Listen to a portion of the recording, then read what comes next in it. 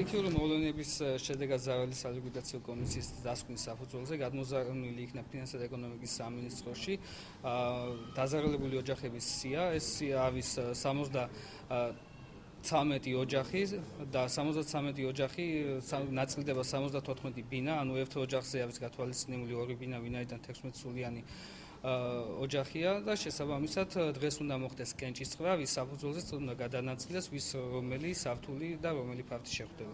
ქობულეთისა და ხელვაჩაურის ისე 74 ეკომიგრანტი, რომელსაც საცხოვრებელი სახლის სტიქიის შედეგად დაენგრა, გადაწყვეტილება იქნა მიღებული მის თაობაზე, რომ აჭარის მთავრობის მიერ აშენებულ სოციალურ სახლში მომხდარიყო მისი შესახლება. არის დარჩენილი ფართები, თუმცა ჩვენ გვაქვს სურვილი, რომ დამატებითაც მოხდეს იქ შესახლება და ფაქტობრივად ათვისებული იქნას მთლიანად ეს საცხოვრებელი სახლი.